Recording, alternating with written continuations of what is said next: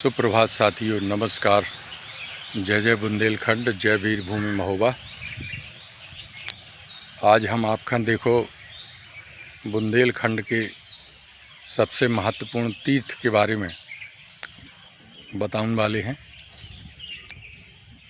और जो ऐसो तीर्थ है जी के बारे में आल्हा खंड में सबसे पहले लिखो गो, सबसे पहले उनकी वंदना करी गई। और हम बात कर रहे हैं इस समय मनिया देव की। मनिया देव मंदिर हमारे पीछे है ये, और एक इतने पार्क बना हुआ है। हम वो पार्क में हैं और बढ़िया पार्क बना हुआ है, लेकिन देखभाल नहीं आई की इतने कौन चौकीदार नहीं रखो गो, तो ई वजह से जो उपेक्षित सो है। तो जौन मनिया देव मंदिर की हम बात करत हैं आपका, ये मनिया देव को मंदिर आलाखंड जगनिक ने लिखो है, जो तो आप लोग जानत हो। तो वही जो आलाखंड लिखो है जगनिक ने, वो में सबसे पहले इन्हीं मनिया देव की वंदना करी है उन्होंने। अब काय करी, इसकी क्या वजह है, जो हम आपका अभी दिखा रहे। अब सबसे पहले लेवा चल रहे आपका मनिया देव के मंदिर में, पहले उनके दर्शन करा है, फिर उनको महत्व बता है कि जो सबसे ज़्यादा महत्वपूर्ण मंदिर काय है। देखो बैठे का बेंचें बनी हैं, लेकिन झाड़ झंकाड़ पूरे पार्क में हो गया हो है सब। हालांकि हरियाली है, बरसात कुछ सीजन आए तो दिखाई दे रही है, पर मेंटेन नहीं है। बाउंड्री भी बनी है, गेट भी लगो है, सब कछु है, शौचालय भी बनो है सार्वजनिक, लेकिन इनको को नहीं आउटाटे। बस इच्छा नवमी जब होत है तो ये आंवला के जौन पेड़ लगे हैं इतने ज़रूर महिलाएं आउत हैं पूजा करें के लाने। बढ़िया आंवला के पेड़ लगे हैं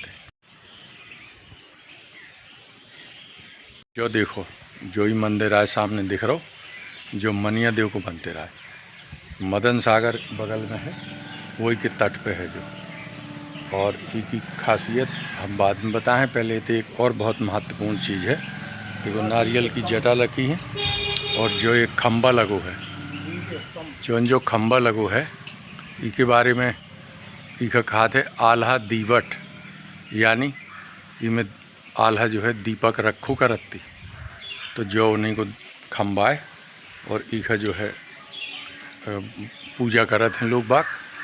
और जो बढ़िया पीपल को पेड़ लगो है बगल में, तो यही सही में नारियल डाले, सवेरे से पूजा हो गई। पैसा ऐसा भी लोग चढ़ा जाते हैं, देखो पैसा भी डरे। अब हम आपका ले चल रहे दिखा रहे मंदिर, ठीक है। ये देखो मंदिर है मनिया देव का, बहुत खूबसूरत मंदिर है।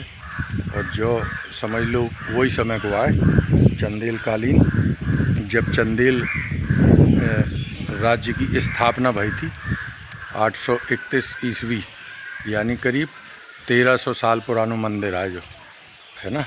अब हम चल रहे मंदिर के अंदर। ये देखो चारों तरफ को व्यू, इतने बगल में चौकी भी बनी है, मनिया देव चौकी। ये देखो एक बढ़िया बरगद का पेड़ भी लगो है तो बरगद को, और जो इतने भी बाउंड्री बन गई है, कुछ काम भाव है ना। और एक पुरानी जो है बैठक भी हती, जो वही चंदेल काल की ज़माने की है, लेकिन जो गिर गई है, बेकार हो गई है ना। झाड़ झंकाड़ वो है, वही में पीछे दिखाई दे रही है। जो देखो बैठक, ये सब बहुत पुराने वही ज़माने के पत्थर, बड़ी अच्छी नक्काशी है इनमें, जो देखो आप। लेकिन जो बैठक जो है अब पूरी बर्बाद हो गई। इको रख रखाव करके इसका अच्छो करो जा सकत है, लेकिन वैसो कछु करो नहीं हुआ है ना। देखो कितनी अच्छी नक्काशी है, मतलब इतने तो भीतर घुसे में डर लगा था, इसी लगा थे तो झाड़ झंकाड़ हो। चलो हम आपका मंदिर दिखाएं। अब हम चल रहे होते। असल में बात जो है कि इतने बगल में एक ऊपर जाए के लाने ये छिड़ियाँ बनी हैं, इतने से जाते हैं ऊपर तो जल संस्थान की टंकी बनी है। पहले जो है यही में आल्हा राजा परमाल हते, उनको किला हतु, वो किला ध्वस्त हो गया है। और जो है उतहीं पे अब जल संस्थान की टंकी बनी है जो उनसे शहर में पानी सप्लाई हो तो कब अब नहीं होता है। सो वही जो है अब वो ख़राब हो गई। तो जौन राजा परमाल हते जे मनिया देव जौन है ना उनके कुल देवता है। तो उनके कुल देवता हते ये।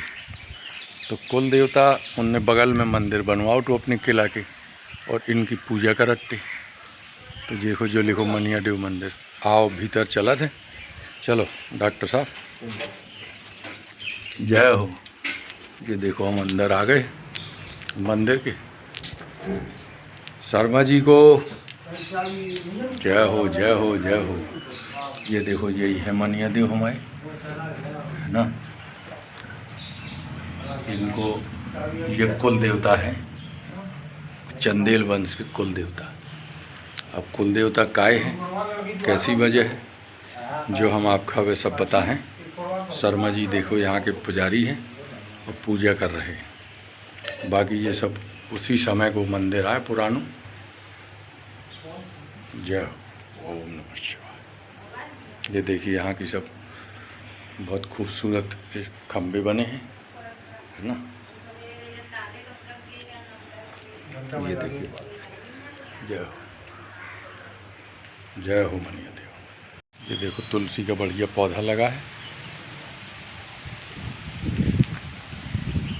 ये देखिए ऊपर का हिस्सा है। हाँ मंदिर में ऊपर जाने का रास्ता है। आओ हम लोग चला थे ना, देखें ऊपर, है ना। ये देखो झंडा अंडा लगे।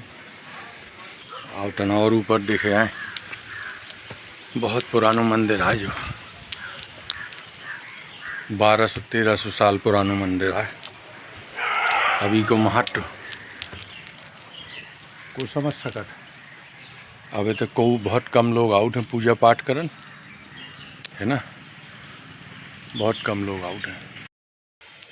तो हम मनिया देव मंदिर के बारे में आपको थोड़ी सी जानकारी दे दें कि जो मनिया देव को मंदिर बहुत पुरानो है, 1200 से 13 साल पुरानो। पर आज के समय में इतने आए के लाने सही रास्ता नहीं है। इतने आए में बड़ी दिक्कत होती है। और पूरा जो एरिया है पूरा मुस्लिम एरिया बन चुको है।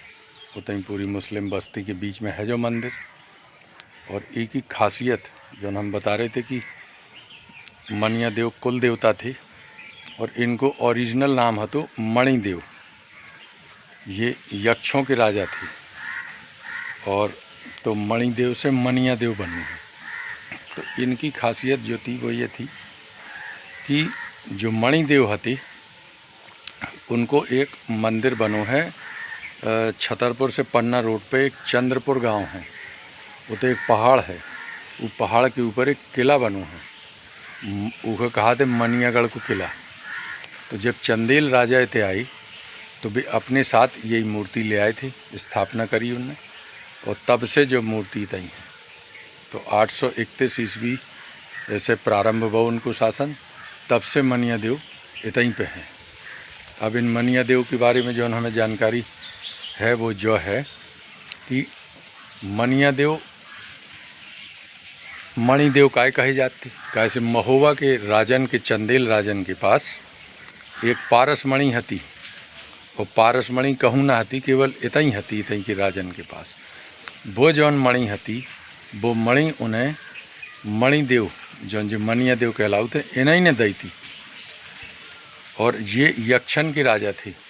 अपने जो पौराणिक जौन साक्ष्य मिला थे उनमें जो बताओ गो है कि मणिदेव मणि के संरक्षक थे, उन्हीं के पास हती। और यक्षन की पूजा बहुत पहले से होती रही है।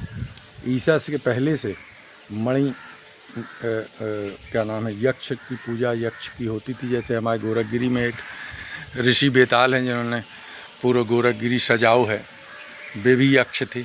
वे भी महाबलशाली हते। वे बड़ी बड़ी चट्टानें अकेले उठा लेते। तो ये जौन यक्ष थे मणिदेव ये यक्षों के राजा हते। तो इनको महत्व और ज़्यादा बढ़ जाते। और उन्हीं ने जो मणि दी थी चंदेल राजा जौन पहले वाले थे चंद्रवर्मन का, फिर वही मणि सत्ता स्थानांतरण होत रही। और आपका सच्चाई बताएं, यही मणि के चक्कर में पृथ्वीराज चौहान से लड़ाई भई। लड़ाई की और भी वजह थी थोड़ी बहुत कि ब्रह्मा जौन राजा परमाल के लड़का हते, वे उनकी बिटिया से उनने शादी कर ली थी, इनकी इच्छा के विरुद्ध बेला से शादी कर ली थी। तो वे राजकुमारी जौन हमारी हती राजा परमाल की बिटिया चंद्रावल ऊखा चाहते कि हम उखल ले जाएँ तैसे और पारसमणि ले जाएँ। पारसमणि के बारे में आप लोग जानत हो कि पारसमणि जो है इसके बारे में आलाखंड में लिखो है, पारस पथरिया हती महोबे में जौन लोहा छुअत सोना हो जाए, जैसे कछु लिखो है उमें। तो वही पारसमणि जौन हती अपने थे, वो उसे लोहा छुआ दो तो सोना हो जाता। तो वो अद्भुत चीज़ हती। तो वही जो है वो भी चाहते राजा परमाल से ले वो पृथ्वीराज चौहान। तो वही के चक्कर में लड़ाई भई थे। पहली लड़ाई में वे हार गए और दूसरी लड़ाई में ये लोग हार गए। हार का गए, बहुत नुकसान हो गो। पूरा जो है उत्तर भारत के में दो ही बड़े साम्राज्य हती। एक अपनो चौहान वंश हतु, पृथ्वीराज चौहान को हतु, और दूसरो हतु राजा परमाल को चंदेल शासन। वे दो लड़ गए, दो कमज़ोर हो गए। सो पृथ्वीराज चौहान ने फिर जो है पृथ्वीराज चौहान पे हमला कर दो जयचंद ने और उनका हरा दो और भारत में मुगल शासन बन गो। तो इतिहास में कहो जाते अगर ये दो जने न लड़ते चौहान और चंदेल तो कभों इतने पे बाहरी आक्रांता हावी न हो पाते। वैसे भी पृथ्वीराज चौहान 17 बार हरा चुको थे मोहम्मद गोरी को। तो जो कहानी है तो वही पारसमणि जौन हती वो उनने दी थी, ई वजह से ये कुलगुरु हटे।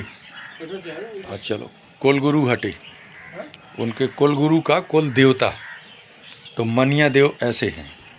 अब उनका तो सभी मान है। तो फिर सबसे ज़्यादा पूजा उनकी होत रही। गोवा में शिव जी के 4 धाम हैं, जो भी आप लोग जाना तो बलखंडेश्वर, पठेश्वर, राम और ये रामकुंड जो रामेश्वरम है, और कंठेश्वर, शिवतांडव 5वां जो है, और बड़ी चंडिका, छोटी चंडिका। मतलब शिव को 4 पीठ थे यहाँ, आज भी हैं, जो चारों तरफ से हिफाजत करा थे महोबा की। और देवी हैं बड़ी चंडिका, छोटी चंडिका। लेकिन उनसे पहले आउ थे मनिया देव। इन मनिया देव को महत्व और ज़्यादा है। तो पर आज मनिया देव का ज़्यादा पूछो नहीं जात, उनको जो है ज़्यादा कोई तो आउत नहीं है, गिने चुने आदमी आउत हैं। पर जो मंदिर बहुत महत्वपूर्ण है, इतिहास को अंग है। देखो जगह जगह काई लगी है और बरसात चूँकि चल रही है तो मंदिर जो है खूबसूरत है, लेकिन बस थोड़ी सा उपेक्षा है, लोग आते नहीं इधर। जिस हिसाब से इसका महत्व है, आओ चाहिए, वैसे आओ तो नहीं है। नीचे चल रहे हैं और इनकी जो है कौन भी लड़ाई होती तो राजा परमाल पहले तई पूजा करत आउते और इनसे आशीर्वाद लेते, फिर आगे बढ़ते। मनिया देव, जय हो मनिया देव की। इनके साथ हमारा एक फ़ोटो तो बनती ही है।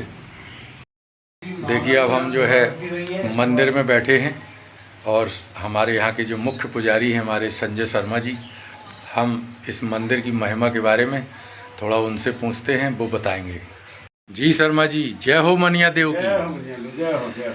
हमने कहा आज जो है चंदेल राजाओं के कुल गुरु के बारे में हमने कहा जो कुल देवता थे उनके मनिया देव के बारे में थोड़ा सा जानकारी दीजिए आप।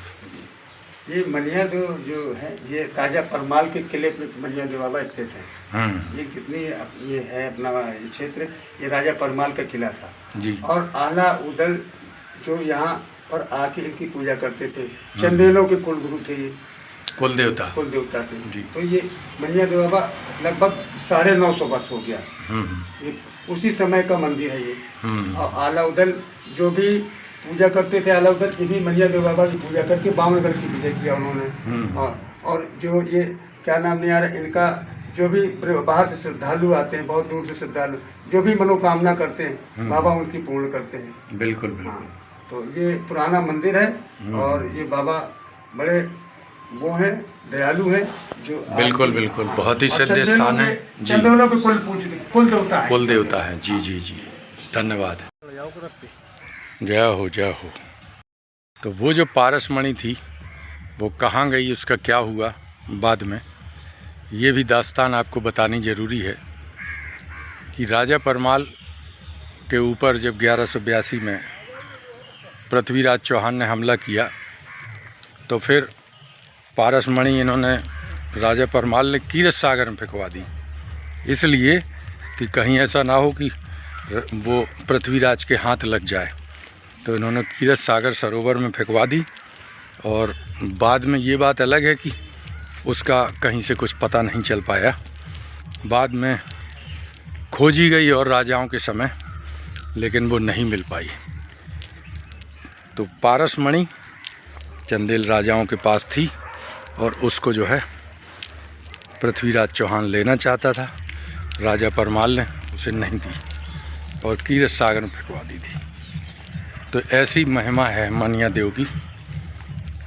बाद में जैसे ही मणि चली गई पारसमणि, उसके बाद पतन होने लगा चंदेल शासन का।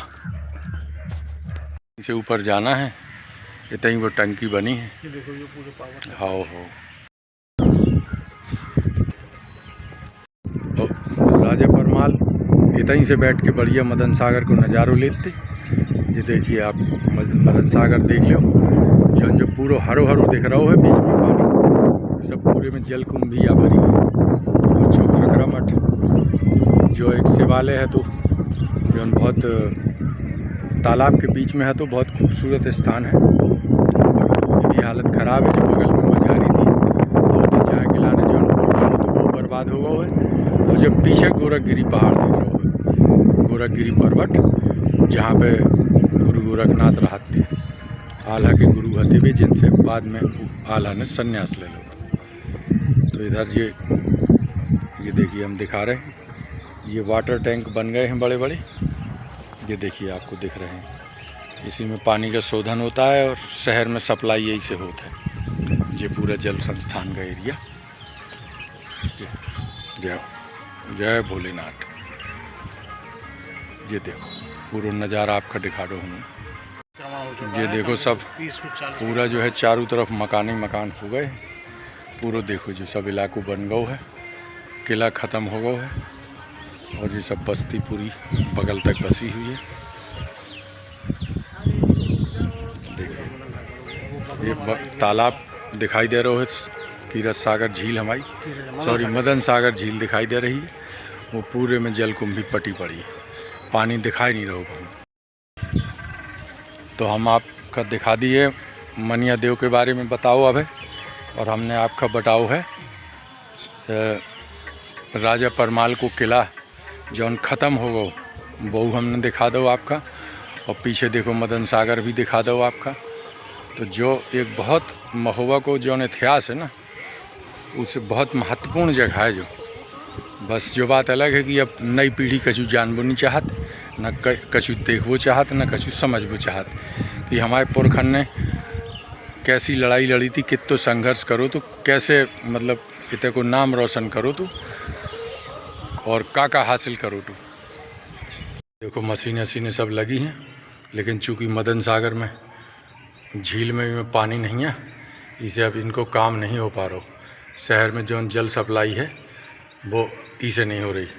पहले का हो तो कि मदन सागर से पानी तहीं आओ तो फिर शोधन हो तो फिर पूरे शहर में सप्लाई हो तो।